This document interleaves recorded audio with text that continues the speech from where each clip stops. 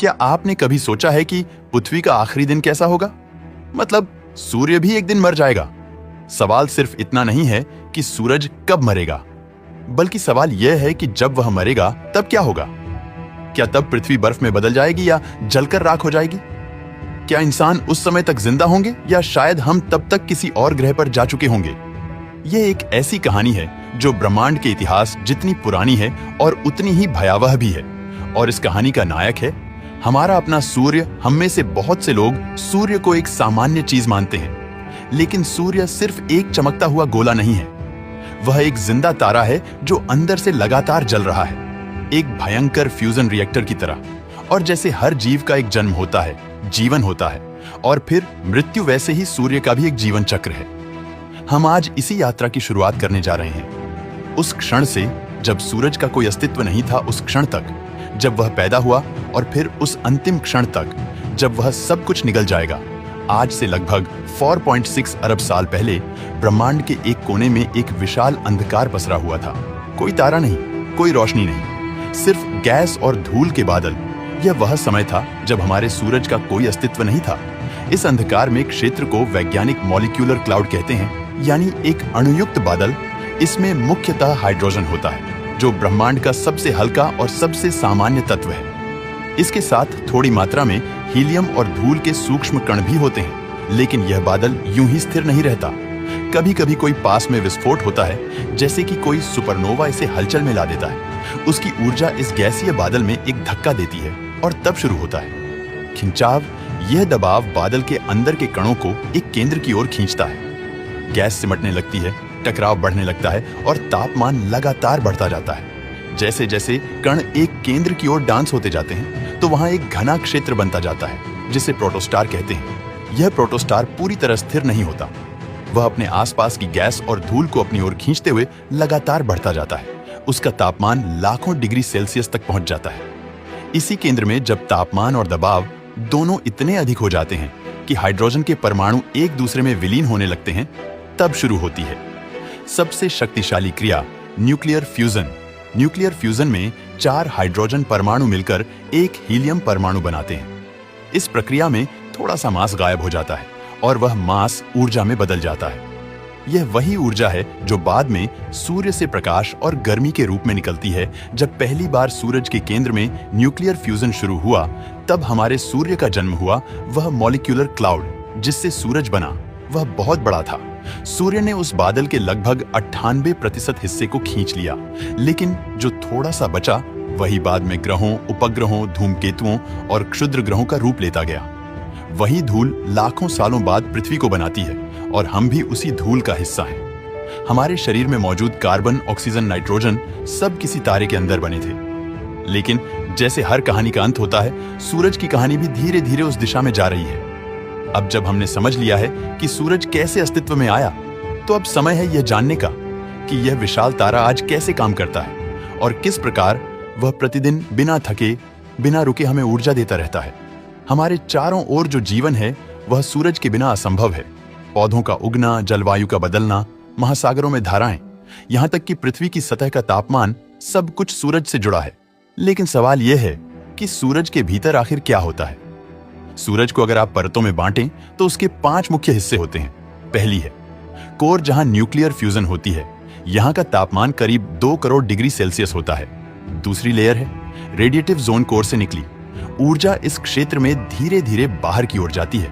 यह एक धीमी प्रक्रिया है और इसमें लाखों साल लग सकते हैं। तीसरी लेयर है कन्वेक्टिव जोन। यहां गर्म गैसें ऊपर उठती हैं और ठंडी होकर नीचे गिरती हैं। चौथी लेयर है फोटोस्फीयर। यही वह सतह है जिसे हम दूर से देखते हैं। इसका तापमान लगभग 5500 डिग्री सेल्सियस होता है। और पांचवी लेयर है कोरोना। यह सूरज का बाहरी वायुमंडल है जो आश्चर्यजनक रूप से सतह से भी ज्यादा गर्म होता है और यहाँ का तापमान लाखों डिग्री सेल्सियस में होता है। सूरज की सबसे अद्भुत बात है इसकी निरंतर ऊर्जा उत्पादन करने की क्षमता।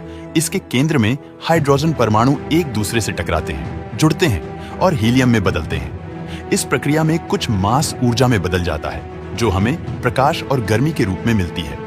हर सेकंड में लगभग 60 crore ton hydrogen nuclear fusion के जरिए हीलियम में परिवर्तित होता है और इस दौरान पैदा होती है इतनी ऊर्जा जितनी कि पूरी पृथ्वी पर मौजूद सभी परमाणु बम मिलकर भी उत्पन्न नहीं कर सकते। इस ऊर्जा का एक हिस्सा पृथ्वी तक पहुंचता है और यह वही ऊर्जा है जिससे पौधों में फोटोसिंथेसिस होता है, जिससे भोजन बनता है, जिससे मौसम चलते हैं और जिससे हम जिंदा रहते हैं। आपको यह जानकर हैरानी होगी कि सूरज की कोर में पैदा हुआ एक फोटोन कण, जो कि प्रकाश का सिर्फ एक कण होता है, उसे सूरज की सतह तक पहुंचने में लाखों साल लग जाते हैं, क्योंकि सूरज के अंदर वह सीधा रास्ता तय नहीं करता। उसे लगातार हाइड्रोजन और प्लाज्मा के कणों से टकराना पड़ता है। इसी टकराव के कारण वह एक बहुत धीमी यात्रा करता है। जब वह फोटोन कण आखिरकार सतह तक पहुंचता है, तब वह प्रकाश की रफ्तार से सीधा पृथ्वी की ओर निकल पड़ता है और सिर्फ 8 मिनट 20 सेकंड में हम तक पहुंच जाता है। जिस धूप में आप सुबह की चाय पीते हैं, वह वास्तव में लाखों साल पहले पैदा हुई थी। सूरज आज भले ही स्थिर और शांत दिखाई देता हो, लेकिन उसकी प्रकृति स्थायी नहीं है। उसके भीतर लगातार कुछ घट रहा है। एक अदृश्य उल्टी गिनती सूरज एक सीमित संसाधन पर चल रहा है। हाइड्रोजन जैसे ही यह ईंधन खत्म होने लगेगा तो सूरज की हालत बदलने लगेगी। वह तारा जो आज जीवन का आधार है, वही एक दिन जीवन के विनाश का कारण बनेगा। सूरज की अनुमानित उम्र लगभग 10 अरब साल है।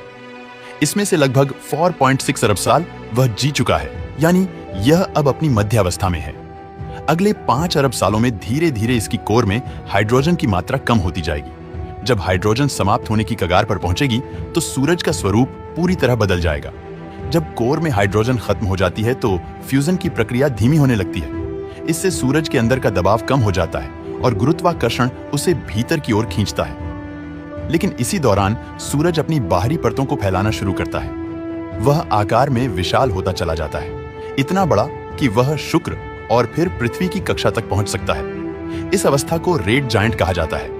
इस समय सूरज का रंग लाल और सतह का तापमान कम हो जाता है, लेकिन उसका आकार सैकड़ों गुना बढ़ जाता है। जब सूरज रेड जायंट बनेगा, तब पृथ्वी पर मौजूद महासागर भाप में बदल जाएंगे। वायुमंडल जल उठेगा और अंततः पृथ्वी की सतह पिघलने लगेगी। एक ऐसा तारा जो कभी जीवन देता था, वह अब नष्ट कर रहा होगा। अगर इंसान तब तक जीवित रहे तो यह सबसे बड़ा संकट होगा। कोई भी तकनीक इतनी शक्तिशाली नहीं होगी कि इस गर्मी से पृथ्वी को बचा सके। तापमान इतना बढ़ जाएगा कि जीवन का हर रूप समाप्त हो जाएगा। वायुमंडल अंतरिक्ष में उड़ जाएगा। पृथ्वी एक पिघली हुई चट्टान में बदल जाएगी। कुछ वैज्ञानिकों का मानना है कि उस समय तक मानव सभ्यता इतनी विकसित हो चुकी होगी कि हम किसी अन्य ग्रह पर जा चुके होंगे, शायद मंगल या फिर किसी दूर के ग्रह पर। लेकिन यह सिर्फ संभावना है। सच यही है कि अगर कुछ नहीं किया गया तो पृथ्वी का अंत तय है। सूरज हमेशा दो शक्तियों के बीच संतुलन बनाए रखता है, गुरुत्वाकर्षण जो उसे भीतर की ओर खींचता है और न्यूक्लियर फ्यूजन जो उसे बाहर की ओर धकेलती है। जब तक यह दोनों ताकतें संतुलन में रहेंगी, तब तक सूरज स्थिर रहेगा। लेकिन जैसे ही कोर में फ्यूजन कमजोर पड़ने लगेगा तो गुरुत्वाकर्षण हावी होने लगेगा और वही सूरज की संरचना को तोड़ने लगेगा। बाहरी परतें फैलती जाएंगी और अंदर की कोर सिकुड़ती जाएगी और सूरज एक रेड जायंट में बदलता जाएगा। दोस्तों, ये सब केवल कल्पना नहीं है, बल्कि खगोलविदों ने ब्रह्मांड में हजारों तारों को देखा है जो रेड जायंट बन चुके हैं। उन्होंने देखा है कि कैसे ग्रह अपने अपने तारों के नजदीक आकर भस्म हो जाते हैं। हम यह सब पहले से होते हुए देख रहे हैं और जानते हैं कि एक दिन यह हमारे साथ भी होगा। लेकिन अब सवाल यह आता है कि जब हमारा सूरज रेड जायंट बन जाएगा, उसके बाद क्या होगा? क्या सूरज हमेशा के लिए बुझ जाएगा या उसकी राख में कुछ नया जन्म लेगा?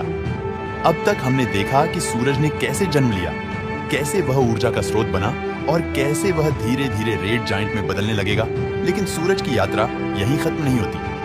रेड जायंट अवस्था सूरज के जीवन की सबसे भव्य लेकिन सबसे अस्थिर अवस्था होगी। यह केवल कुछ करोड़ वर्षों तक रहेगी। ब्रह्मांडीय समय के हिसाब से यह बहुत ही छोटा समय है। इसके बाद आता है वह क्षण जब सूरज धीरे धीरे अपने अंतिम रूप में प्रवेश करेगा। जब सूरज रेड जायंट बनेगा, तब उसकी कोर में केवल हीलियम रह जाएगा, क्योंकि हाइड्रोजन तो पहले ही समाप्त हो चुकी होगी और बाद में इस बचे हुए हीलियम का भी अंत शुरू होता जाएगा।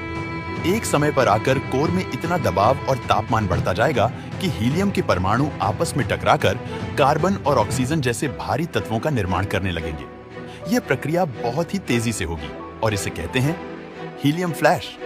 यह अंतिम बार है जब सूरज के भीतर कोई बड़े स्तर की फ्यूजन की क्रिया होगी। इसके बाद कोर धीरे धीरे शांत होती जाएगी। जब कोर में फ्यूजन पूरी तरह बंद हो जाएगा तो सूरज की बाहरी परतें अंतरिक्ष में धीरे धीरे छटकने लगेंगी और यह परतें गैस और धूल के रूप में पूरे अंतरिक्ष में फैल जाएंगी। इन बिखरी हुई परतों से एक सुंदर और रंगीन बादल बनेगा जिसे वैज्ञानिक प्लैनेटरी नेब्यूला कहते हैं। यह नेब्यूला कई हजार सालों तक चमकता रहेगा। एक तरह से यह सूरज की शव यात्रा होगी। एक शानदार और शांत विदाई नेब्यूला के बीच में जो बचा रह जाएगा वह होगी सूरज की कोर अत्यधिक घनी, गर्म। लेकिन अब फ्यूजन रहित एक तारा इसे कहते हैं। व्हाइट ड्वार्फ इसका आकार पृथ्वी जितना होगा, लेकिन द्रव्यमान सूर्य का आधा। इसमें इतनी डेंसिटी होगी कि एक चम्मच भर पदार्थ का वजन कई टनों में हो सकता है। यह अब कोई ऊर्जा नहीं बनाएगा, सिर्फ धीरे धीरे अपनी गर्मी को खोता जाएगा। यह अवस्था अरबों सालों तक रहेगी, जब तक कि वह ठंडा होकर ब्लैक ड्वार्फ न बन जाए। अब क्योंकि हमारा ब्रह्मांड इतना पुराना नहीं है, इसीलिए वैज्ञानिकों को अभी तक कोई भी ब्लैक ड्वार्फ नहीं मिला है। या यूं कह सकते हैं कि अभी हमारा ब्रह्मांड इतना पुराना नहीं हुआ है कि इसमें कोई ब्लैक ड्वार्फ बन पाया हो। अगर हमारी पृथ्वी रेड जायंट में निगल ली गई तो उसका कोई भी नामो निशान नहीं बचेगा, और अगर वह किसी तरह बच भी गई तो भी वह एक बंजर जली हुई चट्टान होगी जो एक मृत तारे के चारों ओर परिक्रमा कर रही होगी। वहां कोई वायुमंडल नहीं होगा, कोई जल नहीं, कोई जीवन नहीं। शायद अरबों सालों बाद कोई अन्य सभ्यता उस मृत ग्रह की राख से अनुमान लगाएगी कि यहां कभी जीवन था। दोस्तों, जब सूरज मरेगा तो वह पूरी तरह खत्म नहीं होगा। उसकी बिखरी गैस और धूल ब्रह्मांड में मिल जाएगी। यही तत्व हाइड्रोजन, हीलियम, कार्बन, ऑक्सीजन भविष्य में किसी अन्य तारे, किसी अन्य ग्रह या किसी अन्य जीवन के निर्माण में काम आएंगे।